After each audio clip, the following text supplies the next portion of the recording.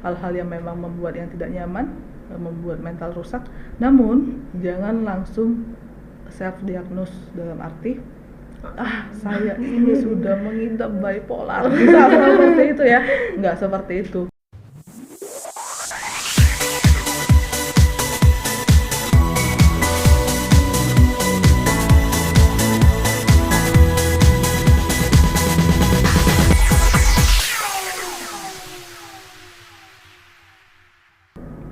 Assalamualaikum warahmatullahi wabarakatuh. Halo Sobat Jubel, kembali lagi di podcast Jubel Inspiratif yang selalu menghadirkan tamu-tamu yang menginspirasi.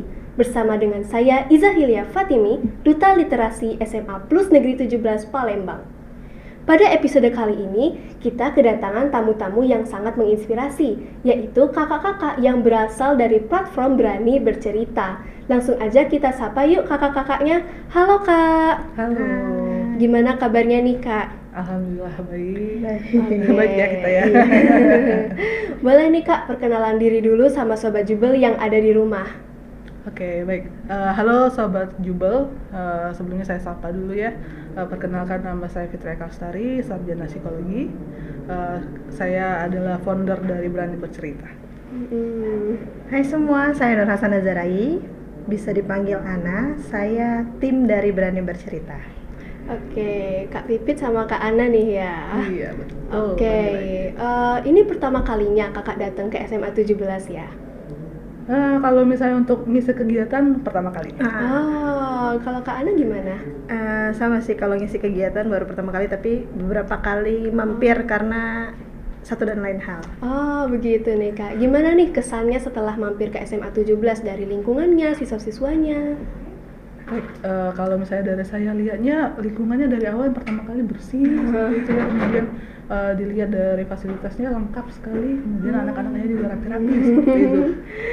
Luar biasa. Iya, kalau berbicara langsung dengan anak-anaknya kelihatan banget positifnya ya, begitu ya. Oke. Nah, Sobat Jubel, Kak Pipit sama Kak Ana ini adalah founder sekaligus tim dari Berani Bercerita. Oke, mungkin Sobat Jubel ada yang belum tahu nih, boleh nggak kakak jelasin sedikit apa sih Berani Bercerita itu? Oke, baik. Kalau Berani Bercerita itu sebenarnya sebuah platform support group seperti itu. Nah, di situ sesuai dengan namanya ya, Berani Bercerita. Jadi untuk kegiatan support group ini diharapkan untuk individu-individu yang ikut kegiatan ini untuk berani untuk mengungkapkan apa yang dipikirkan, perasaannya seperti itu. Jadi media untuk mengungkapkan pikiran dan perasaan. Media untuk mengungkapkan perasaan. Oke nih Kak. Nah, mengapa kakak berinisiatif untuk membuat suatu platform itu dan mengapa juga kakak berinisiatif untuk mengikuti platform itu? Oke, baik. Nah, kenapa akhirnya membuat platform Berani Bercerita? Yang pertama itu memang saya lihat untuk individu-individu yang khususnya di Palembang ini belum ada wadah untuk bercerita kayak gitu, lebih banyak memendam seperti itu, kemudian melakukan tindakan yang memang yang tidak sesuai lah, intinya seperti itu ya, jadinya mengungkapkan perasaannya yang tidak tepat. Jadi akhirnya kita membuat wadah ini agar mereka bisa mengungkapkan perasaan dan pikiran mereka dengan cara yang tepat, seperti itu. Seperti itu. Kalau Kana? Iya, sama juga seperti itu, dan saya ngerasain dulu pertamanya awalnya. Jadi saya sempat jadi buat uji coba untuk ngerasain gimana rasanya ikut Berani Bercerita, ngerasain ngambil kartu, menceritakan apa yang dirasakan selama ini gitu kan. Karena kan selama ini terkadang kita sulit untuk mengungkapkan perasaan kita. Nah, lewat Berani Bercerita, satu dua hal yang menjadi keresahan ya bisa keungkap juga gitu. Begitu, keren banget nih ya Berani Bercerita. Nah, Makasih. boleh nggak nih kita tahu gimana sih kegiatan sehari-hari dari Berani Bercerita itu? Oh baik, kalau misalnya untuk Berani Bercerita sendiri per event sebenarnya, jadi biasanya itu setiap bulan. Jadi setiap bulan kita mengadakan event, tergantung dari waktunya masing-masing ya. Jadi kita membuat event yang bertemakan berbeda-beda temanya, namun temanya tersebut sesuai dengan keresahan-keresahan yang dialami sama individu-individu yang ada di sekitar lah, seperti itu. Ya seperti itu. Oh begitu. Nah, saya dengar ada nih katanya media kartu kan ya yang digunakan oleh platform Berani Bercerita. Boleh Betul. nggak dijelasin gimana sih media kartu itu diaplikasikan di platform itu? Oh, baik. Kalau misalnya untuk kartunya sendiri sebenarnya ada, bentar ya, kayaknya saya kantongi juga sempat. Jadi media kartu bergambar, namun ada juga apa? Yang kartu Tulisan. kata, satu kata, kemudian ada pertanyaan, ada beberapa banyak seperti itu ya. Nah, di sini memang media kartunya itu untuk individunya mengungkapkan secara jelas seperti itu ya. Kadang-kadang peserta itu atau individu itu bingung gimana cara mengungkapkan perasaannya, isi pikirannya seperti itu. Nah, diharapkan melalui media kartu mereka bisa menjelaskan melalui kartu tersebut. Itu hanya media saja untuk mereka tidak bingung memulainya dari mana. Oh gitu. Jadi kartu itu nanti disuruh milih nih ya, terus Betul. nanti baru dijelaskan apa yang dalam Dilihat. kartu itu. Betul. Jadi sesuai dengan keresahan dari pesertanya atau individunya, nanti saya minta untuk memilih sebuah kartu yang sesuai dengan perasaannya seperti itu. Kemudian diminta untuk ceritakan apa yang dilihat dari kartu tersebut. Seperti itu. Kadang kan kalau kita diminta langsung cerita itu kadang kan bingung mulainya dari Iya, mana. Jadi salah satu media yang digunakan adalah kartu ini gitu. Oke, begitu nih ya. Nah, berani bercerita itu berarti kita berani mengungkapkan pendapat, mengungkapkan perasaan seperti itu kan. Betul. Nah, menurut kakak-kakak nih seberapa penting sih berani bercerita itu? Oh, kalau berani bercerita ya penting sekali karena memang ketika orang-orang memendam apa yang dirasakan atau keresahannya, hanya memendam dan tidak berusaha untuk menyelesaikannya, maka itu akan berefek dengan kondisi psikologisnya seperti itu. Sederhananya saja memendam, jadinya akhirnya mereka menumpuk perasaan-perasaan yang tidak nyaman itu. Ya akhirnya mereka bingung perasaan apa yang sebenarnya terjadi di dirinya. Dan itu juga bisa meledak seperti bom waktu. Iya, Seperti itu. Jadi pentingnya berani bercerita itu biar perasaan kita yang terpendam ini akhirnya bisa kita keluarkan Iya, gitu ya, betul. melalui kinerja profesional yang tepat. Iya. Oke, nah tapi nih di generasi muda zaman sekarang nih kan kadang-kadang kita nih takut nih untuk mengutarakan perasaan kita. Mungkin misalnya sama orang tua pun kita merasa ragu, takut oversharing gitu. Nah menurut kakak-kakak nih gimana cara kita mengatasi hal itu? Ya, salah satu yang kita gunakan adalah lewat berani bercerita ini. Kadang-kadang kita nggak tahu ya, kira-kira kalau misalkan aku cerita ke temen aman nggak ya, atau misalkan cerita ke orang tua nanti jadi pikiran nggak ya. Nah, makanya dari itu kita memberikan wadah untuk generasi muda yang memang sulit untuk mengungkapkan perasaannya atau memang bingung untuk bercerita ke siapa, bagaimana. Ya lewat berani bercerita mungkin bisa jadi salah satu ikhtiar untuk teman-teman bisa mengungkapkan perasaannya gitu. Mungkin saya tambahkan juga ya, jadi kalau misalnya berani bercerita juga sebenarnya punya rules ya kita. Jadi menciptakan ruangan yang aman dan nyaman, dan diharapkan dari sharing yang sudah diungkapkan teman-teman atau individu-individu yang ikut kegiatan berani bercerita, ya agar kooperatif untuk menyimpan ini di kegiatan ini saja, kemudian di luar kegiatan itu dilupakan. Ambil sisi positifnya aja, insight positifnya aja, seperti itu. Jadi kita ada rules dan kesepakatan seperti itu ya. Antara klien dan juga kakaknya ya. Oke. Nah, untuk mengutarakan perasaan sendiri nih, kan kadang kita juga bisa mengutarakannya mungkin lewat curhat, lewat media sosial juga bisa kan ya. Nah, menurut kakak nih bagaimana sih atau apa media mengutarakan perasaan yang paling efektif? Oh, yang paling efektif sebetulnya itu tergantung dari individunya ya. Jadi sebenarnya ada individu-individu yang memang lebih nyaman atau lebih lega mengungkapkan melalui tulisan, seperti itu. Kemudian ada juga yang secara verbal dan ngobrolnya sama sahabat yang ia percaya. Itu tergantung dari individunya masing-masing. Jadi kalau misalnya bilangnya efektif atau yang paling efektif atau tidak tergantung individunya. Yang jelas ketika dia mengutarakan atau mengungkapkan perasaannya, itu diharapkan untuk mengungkapkan dengan cara yang tepat, kemudian juga dengan orang yang tepat. Kalau misalnya ke individu lainnya, seperti itu. Oke nih, sebagai tim berani bercerita kak ya, gimana cara kakak ini membangun suasana yang nyaman antara kakak dan klien biar mereka itu terbuka, mereka mau mengungkapkan seluruh masalahnya gitu ke kakak. Baik. Oke, saya aja. Oke, baik. Nah, kalau misalnya untuk biasanya kita sendiri, karena memang kita udah memberikan rules untuk kegiatannya, hal pertama yang dilakukan kalau misalnya bercerita individu, ini kan ada support group dan individu. Jadi kalau misalnya individu, itu kan one on one seperti itu ya, Dek. Jadi di situ hal yang pertama dilakukan adalah percaya dulu. Gimana cara tahu kalau misalnya dia percaya? Ketika dia mendaftarkan diri ke bercerita individu, artinya dia sudah sedikit percaya dengan kita, tim berani bercerita seperti itu. Kemudian yakinkan bahwasanya setiap yang dia ceritakan akan kami rahasiakan, tidak disebarluaskan seperti itu, dan rulesnya sudah jelas di situ. Kita udah ada di pendaftaran itu udah dijelaskan seperti itu. Kemudian juga dari kita sendiri nggak menjudge apapun yang pengen diceritakan, silakan ceritakan kalau misalnya menurut dia aman, atau dia tahu sendiri atau individu itu tahu sendiri batasan-batasan untuk bercerita. Dan seperti itu, dan kita menampung itu. Oh, jadi kakak ini sebagai pendengar ya nantinya di ruang bercerita itu. Iya, betul. Ya. Apakah kakak juga menambahkan saran mungkin terhadap masalah yang dihadapi? Oke, kalau misalnya untuk saran, sebenarnya kalau misalnya dari Rus berani bercerita sendiri, kami hanya menjadi fasilitator, dalam arti kami hanya memberikan stimulus agar individu sendiri bisa menemukan jalan keluar dari keresahan yang dia rasakan melalui stimulus, entah itu bergambar atau pertanyaan yang kita ajukan. Kadang-kadang dari pertanyaan itu muncul insight yang berbeda, seperti itu.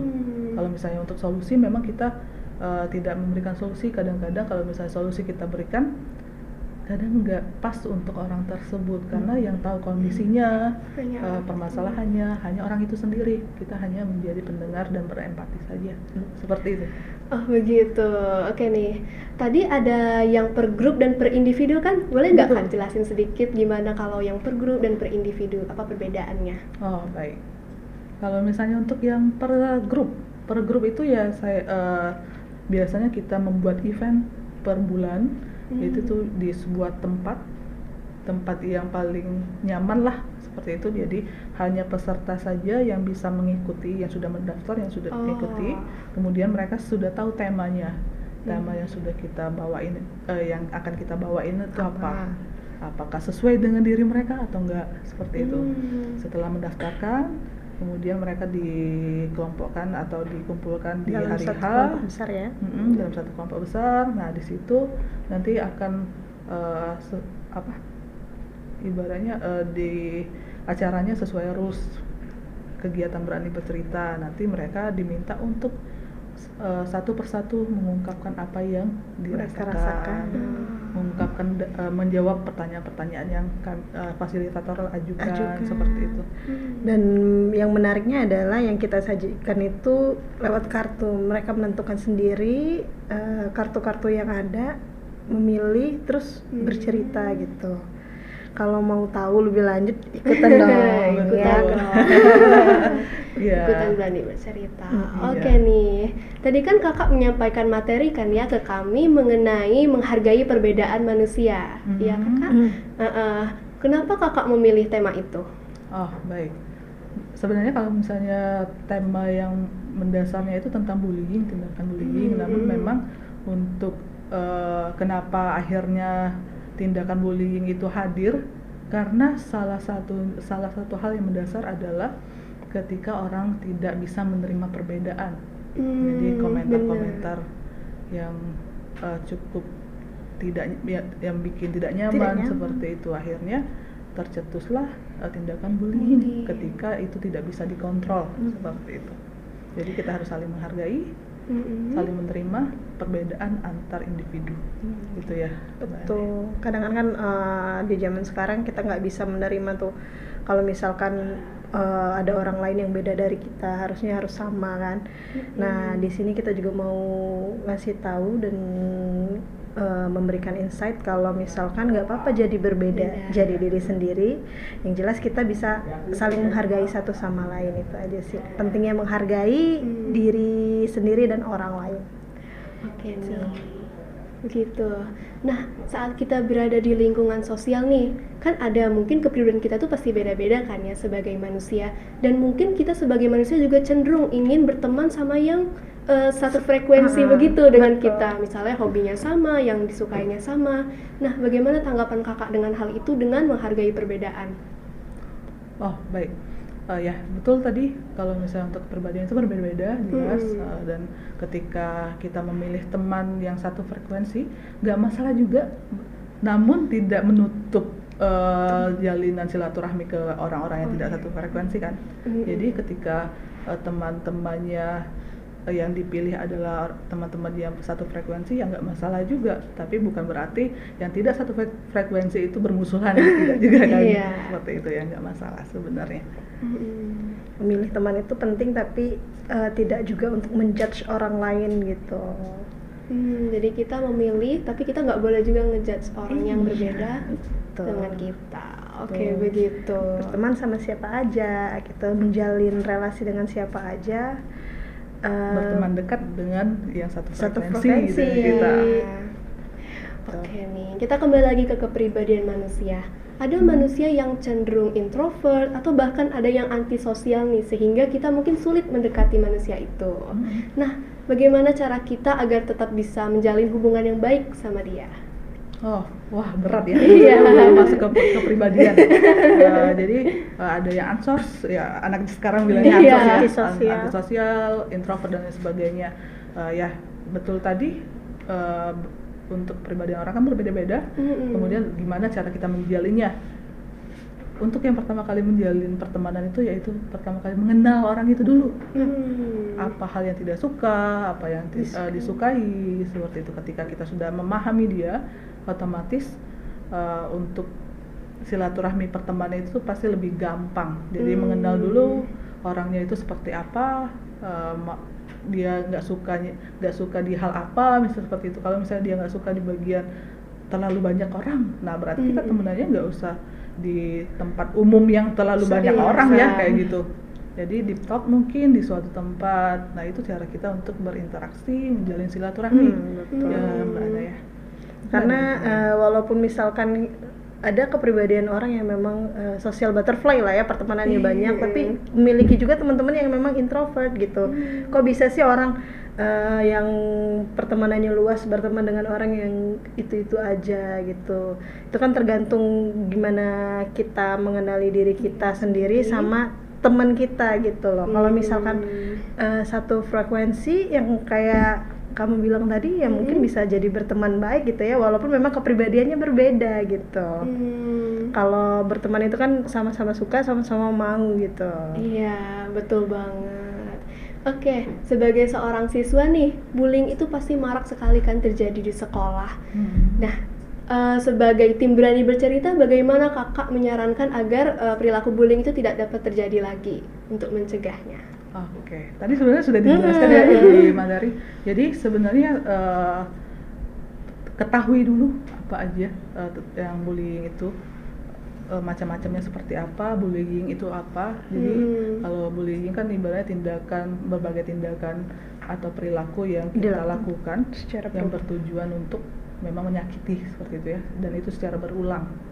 Nah kadang-kadang ada kita sebagai teman atau apalagi anak sekolah ya, temenan bercanda-bercanda seperti itu, kadang-kadang kebablasan, terus akhirnya tersinggung lah temennya. Nah ketika temennya tersinggung, kita lihat dulu nih apakah orang yang ngebercandain itu masih terus melakukannya kayak gitu, atau maksudnya kayak masih bercandain padahal temennya udah marah, udah ngambek lah intinya kayak gitu ya, mukanya udah nggak enak. Nah ketika itu masih berlanjut secara berulang, artinya dia tidak punya rasa empati terhadap temannya itu yang sudah bercandain, karena temannya yang dibercandain itu udah tersinggung, tapi kita masih lanjut aja. Nah itu secara nggak sadar kita sudah melakukan tindak bullying secara verbal. Kayak gitu. Iya, salah satu hal yang disebabkan karena kita nggak kenal sama lawan bicara kita gitu kan. Kadang-kadang kita nggak tahu, kita nggak paham perasaannya gitu kan. Kita kan ngomong tuh kan kadang-kadang sesukanya aja ya, kita nggak tahu, kita nggak memikirkan perasaan teman kita. Berarti kita belum kenal sama teman kita, jadi alangkah baiknya kalau misalkan kita bercanda itu yang sewajarnya, kenali dulu partner lawan bicara kita gitu loh, apakah ketika kita berbicara seperti ini dia tersinggung atau enggak gitu. Perlunya rasa empati juga ke teman-teman kita, kadang-kadang kita nggak sadar kalau kita menyinggung perasaan orang lain gitu. Begitu. Oke nih Kak, mungkin ini bahasannya agak berat lagi nih Kak ya. Apa tuh? Oke, misalnya kita ini sebagai seorang siswa, kita kan memilih kelompok pertemanan. Nah, tanpa kita sadari kelompok pertemanannya ini buruk, misalnya sering mengatain orang tadi, bullying secara verbal maupun non-verbal. Nah, tapi kita tuh tidak bisa juga keluar dari kelompok itu. Di satu sisi mungkin kita merasa takut diasingkan begitu, tapi kita juga merasa itu adalah tindakan yang salah. Nah, gimana untuk mengatasinya? Oh, oke. Wah, Ini berat ya. menarik dan berat juga. Nah, biasanya memang anak-anak itu kan ada suatu kelompok ya, tapi kan satu kelas itu bukan satu kelompok ya, kadang-kadang Iya. berbeda kelompok. Nah, ketika kamu menyadari atau individu itu sudah menyadari bahwasanya lingkungan atau kelompoknya itu udah Toxic lah ya. tidak sehat, intinya seperti itu. Takut tadi, mungkin diawali dengan pelan-pelan untuk menjauh atau tidak melakukan hal yang sama. Seperti itu, misal suka ngatain orang, misal kayak gitu ya. Nah, ketika di satu kelompok itu ya diem aja dulu, nggak usah didengerin, nggak usah dibahas. Intinya seperti itu. Itu langkah awal. Namun setelah itu memang harus ada keberanian untuk kita menjaga jarak. Ya takutnya dikucilkan, takutnya nggak punya temen ya. Padahal ada temen yang lain, kelompok lain yang mungkin lebih baik, lebih sehat lah intinya untuk dirimu. Seperti itu. Nah, itu pelan-pelan memang yang namanya membatasi diri itu memang tidak bisa langsung spontan, wah aku nggak mau lagi temenan sama kamu, bisa seperti itu ya. Nggak, pelan-pelan dulu aja. Yang penting kamu tahu kalau misalnya itu salah dan kamu tidak mau melakukannya. Ketika dia ngatain orang lain, ya kamu diam aja di posisi itu. Pelan-pelan menjauh di lingkungan yang memang menurutmu tidak sehat untukmu, intinya kayak gitu. Tipsnya kita harus sadar dulu kali ya, kalau misalkan lingkungan kita nggak sehat, terus jangan melakukan hal yang sama karena teman kita melakukan semua hal tersebut, jadi kita ngelakuin itu nggak baik. Jadi ya pelajari, pahami dulu diri sendiri dulu, kira-kira kalau misalkan kita melakukan hal yang sama baik atau enggak gitu. Kalau udah tahu nggak baik, ya udah cari pertemanan yang lain gitu. Banyak kok teman-teman yang mau menerima perbedaan, yang cari teman-teman yang memang satu visi, satu misi. Gak harus temenan sama orang yang menurutmu itu nggak baik gitu loh. Itu agar terjalin pertemanan yang sehat. Oke nih, berani bicara, terus juga tadi ada bullying ya, itu semua masuk ke dalam kategori kesehatan mental ya. Nah, bagaimana harapan dari Kak Pipit dan juga Kak Ana terkait kita sebagai generasi muda untuk menjaga kesehatan mental kita? Harapan untuk generasi muda ke depannya. Wah, harapan ya. Kalau misalnya untuk harapan kesehatan mental sih lebih aware aja. Namun dipastikan lagi nggak self diagnose ya. Jadi itu juga penting. Sekarang ini kan aware-nya udah lumayan, tapi dibarengi juga dengan self diagnose. Nah, sementara itu kalau harapan saya sih balance aja, dalam arti mereka harus tahu juga hal-hal yang memang berkaitan dengan kesehatan mental, menjauhi hal-hal yang memang membuat yang tidak nyaman, membuat mental rusak. Namun jangan langsung self diagnose, dalam arti saya ini sudah mengidap bipolar, misalnya seperti itu ya. Nggak seperti itu, karena memang tahapan pemeriksaan itu panjang. Lama, seperti itu sih. Jadi maksudnya kayak harapannya memang mereka harus lebih aware lagi tentang kesehatan mental, namun bukan juga berpasrah. Misal saya dapat PR banyak banget, kesehatan mental saya buruk, seperti itu. Nggak seperti itu juga. Seperti itu ya. Harus dikerjakan semampunya dan kenali diri, gimana cara untuk menyelesaikan yang menurutmu itu hal-hal yang memang membuatmu tertekan, intinya kayak gitu. Bukan berarti ketika tertekan langsung saya harus menghindari tekanan itu biar mental saya sehat, enggak seperti itu. Tapi temukan polanya, pola untuk memecahkan masalah Iya. yang kamu hadapi. Salah satu hal yang bisa dilakukan adalah kenali diri sendiri dulu sih agar terhindar dari yang namanya self diagnose gitu ya. Self-diagnose. Kenali diri sendiri dulu, pahami aku siapa, terus apa perasaannya. Kalau misalkan memang ngerasa udah nggak baik-baik aja, yang memang harus dikonsultasikan dengan tenaga ahlinya, jangan self diagnose. Karena ada beberapa orang yang memang sekarang karena zaman udah canggih, lihat di Google ciri-ciri bipolar gitu kan. Wah, aku ada semua tanda tanya, langsung nge-self diagnose. Jadi kalau misalkan merasa ada yang memang terganggu dalam interaksi di diri sendiri dan orang lain atau di lingkungan, ya datang ke tenaga ahli. Iya. Gitu aja sih. Sama self love jangan lupa gitu ya.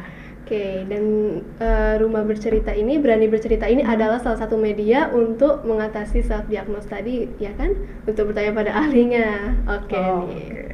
Oke, terakhir nih Kak, apa nih moto ataupun motivasi Kakak sebagai founder dan juga sebagai tim Berani Bercerita untuk terus membangun mental sehat pada generasi muda? Oh, kalau Motonya. saya sih sederhana aja untuk berani bercerita ini. Biar individu-individu yang tidak punya tempat atau wadah untuk mengungkapkan perasaannya itu akhirnya ada seperti itu aja, yang tadinya tidak ada menjadi ada, seperti itu.